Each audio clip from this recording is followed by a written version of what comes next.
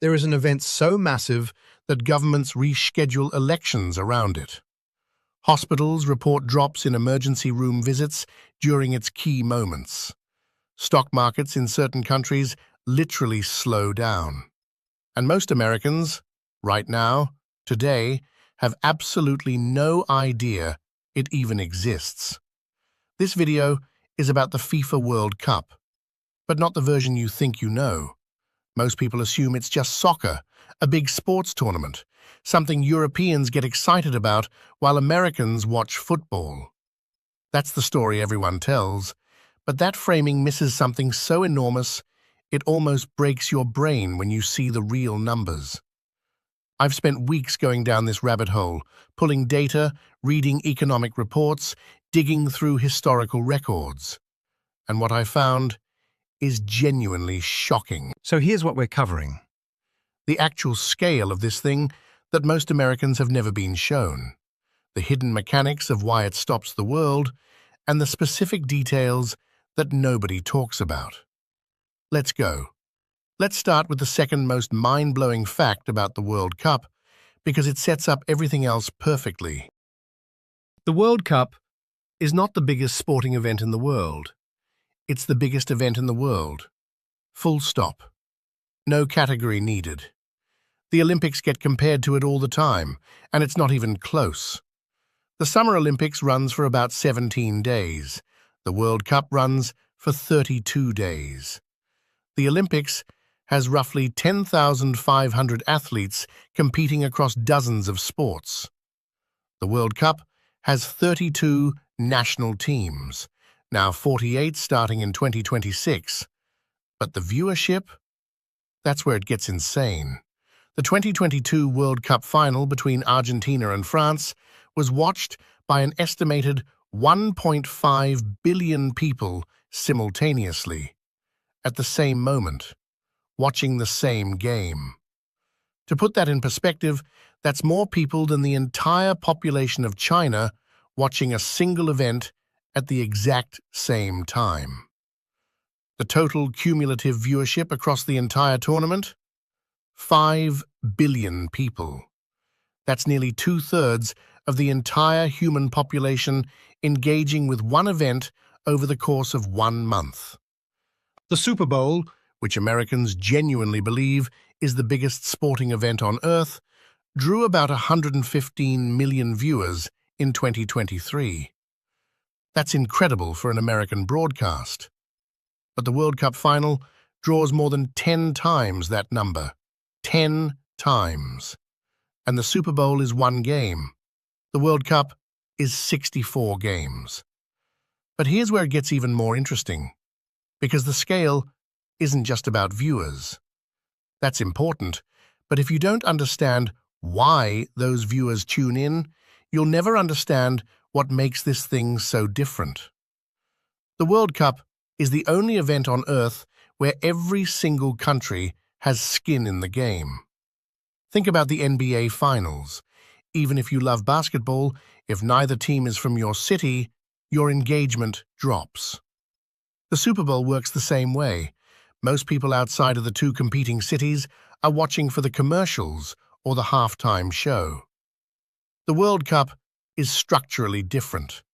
211 countries enter qualifying. That's more countries than are members of the United Nations. The UN has 193 member states. FIFA has 211. FIFA literally has more members than the United Nations. Let that sink in for a second. So, when the tournament starts, billions of people aren't watching a team from somewhere else.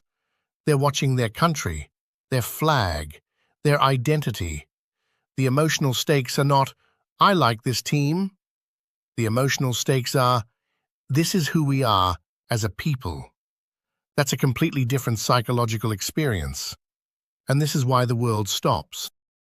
In Brazil in 2014, when Brazil played, the streets of São Paulo, a city of 12 million people, were essentially empty.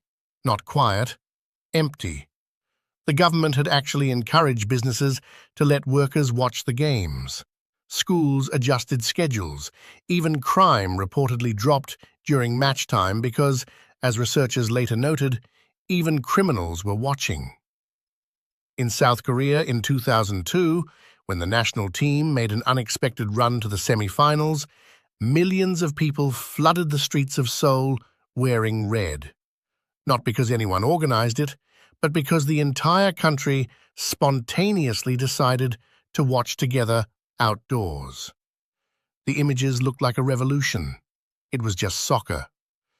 In Senegal, when their team beat France in the 2002 World Cup, France, the defending world champion, the country that had colonized Senegal, the celebration wasn't just about soccer. It was something much deeper. People were crying, not from happiness, from something that felt like justice. That's the hidden layer of the World Cup that nobody talks about in American sports media. It carries the weight of history, colonial history, political history, national identity. When a smaller nation beats a larger one, it's not an upset, it's a statement. But that's not even the most fascinating part, because there's a layer underneath all of this that goes even deeper. Let me tell you about the thing that nobody talks about, and I mean nobody. The World Cup has a measurable effect on the global economy, but not in the way you'd expect.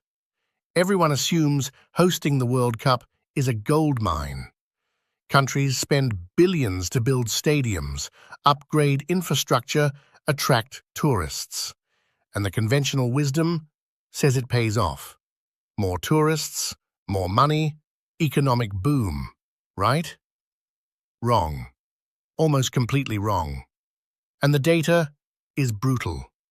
South Africa hosted the 2010 World Cup and spent roughly $3 to $4 billion preparing for it. The economic boost they expected, the tourism surge, the infrastructure dividends, largely didn't materialize the way projections promised. Many of the stadiums built specifically for the tournament are now called white elephants. The Cape Town Stadium, which cost over $600 million to build, has struggled to find consistent use since 2010. It sits there, mostly empty. Brazil in 2014 spent somewhere between $11 and $15 billion, estimates vary, on World Cup preparations. The Brazilian public protested in the streets before the tournament even started. Signs read, "FIFA Quality Hospitals," a reference to the fact that the government was spending money on FIFA-standard stadiums while public hospitals were crumbling. The irony was not subtle. Qatar in 2022 spent an estimated $220 billion. That's not a typo. $220 billion. More than every previous World Cup combined, multiple times over. The stadiums were air-conditioned. In the desert. One of them is going to be partially dismantled and donated to developing countries, because Qatar doesn't even need all the seats long-term. So here's the economic paradox that researchers have documented. The host country often loses, but the non-host countries win. When a country's team does well in the World Cup, consumer confidence rises. People feel good. They spend more money. Studies have shown measurable upticks in retail sales, restaurant revenue, and even real estate inquiries in countries whose teams are performing well. It's called the World Cup effect in behavioral economics, and it's real, it's documented, and it affects markets that have nothing to do with soccer. There's also the flip side. When a heavily favored team loses, especially early, the economic data gets dark fast. After Germany's shocking 7-1 defeat of Brazil in the 2014 semi-finals on Brazilian soil, economists tracked a measurable dip in consumer sentiment in Brazil. People were genuinely depressed, not metaphorically, the kind of collective grief that affects spending behavior.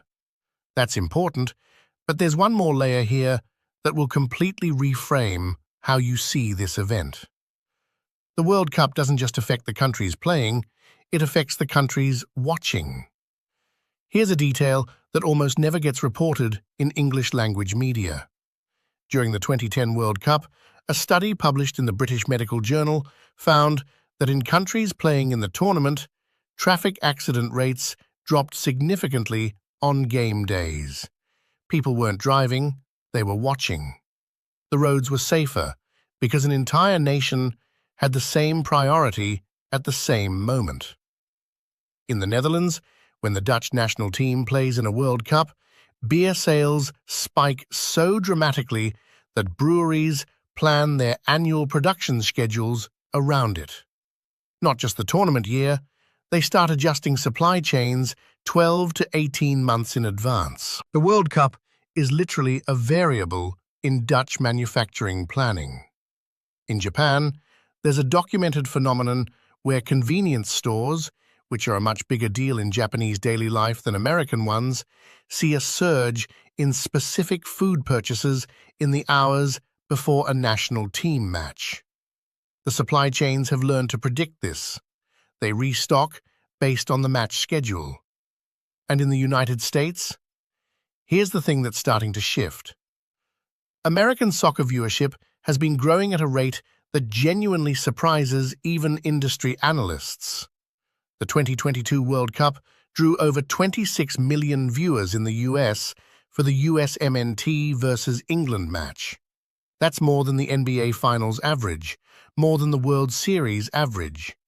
Americans are watching soccer at World Cup time in numbers that would have seemed impossible in 2006. And this matters for a very specific reason that's coming up. But first, let me hit you with the historical facts that will make you see this whole thing differently.